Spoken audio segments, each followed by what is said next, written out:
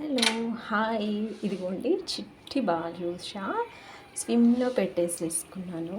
ఎక్కువ హైలో పెట్టలేదు, ఇలా వేశాను. చూడండి, మీరే చూస్తూ ఉంటేనే ఇవి ఎలా నూనెలో పైకి తేలుతున్నాయో తెలుస్తుంది. నేను కొంచెమే పిండి ఉంది కాబట్టి వీటిని చాలా చిన్న చిన్నగా చేసుకున్నాను. అంటే ఒక్కొక్కళ్ళకి రెండన్నా రావాలి కదా, తినడం ఒకటే తినలేం కదా ఇంట్లో, అలా అనేసి ఇంకా ఇలా అయితే చేసేసుకున్నాను.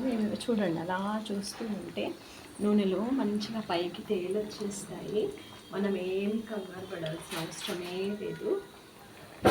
హ్యాపీగా కొంచెం ఓపిక పడితే చాలు, అవి మెల్లగా రెడ్డిష్ కలర్లో వచ్చేస్తూనే ఉంటాయి.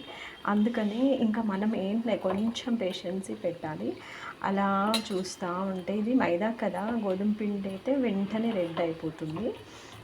ఇంకా ఇది మాత్రం కొంచెం టైం తీసుకుంటుంది. కాకపోతే అబ్బా రెడ్ అవ్వట్లేదు, ఇంకా అయిపోవట్లేదు అనేసి మనమైతే హై ఫ్లేమ్ అయితే పెట్టుకోండి. ఎందుకు అంటే ఇది బాల్స్ లాగా చేసేసి జస్ట్ మనం మధ్యలో హోల్ పెట్టేస్తాము అంతే. ఇంకా వాటిని ఎక్కువ ఇలా అంటే గట్టి గట్టిగా కలుపుకోవడం అలా చెయ్యము.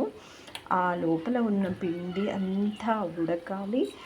ఉడికి బాదుషాస్ కూడా మంచిగా లేయర్స్గా రావాలి కదా, అలా వస్తుంది. కాబట్టి ఏంటంటే మనం సిమ్లో పెట్టుకొని ఈ బాదుషాస్ని ట్రై చేయాలి. మీకు మామూలుగా తెలుసు అనుకుంటా ఈ పిండిని ఎలా కలుపుకోవాలో.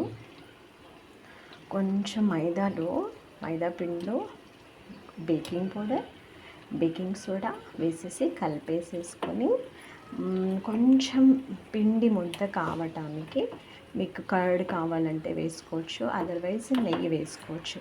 తర్వాత చూసుకుంటూ పిండిని ఏం చేయాలి అని అంటే కొంచెమే వాటర్ వేసుకొని దగ్గరికి మంచిగా పిండి వచ్చేంత వరకు, బాగా పిసకక్కర్లేదు మన గోధుమ పిండిలాగా, అలా కలిపేసుకోవడమే.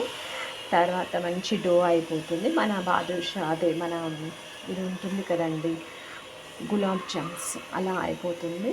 చక్కగా బాల్స్ చేసేసుకొని మధ్యలో చిన్న హోల్ పెట్టేసుకుంటే చక్కటి మన బాదుషా షేప్స్ అయితే వస్తాయి. ఇలా ఆయిల్లో వేయగానే మంచిగా పొంగుతూ ఉంటాయి.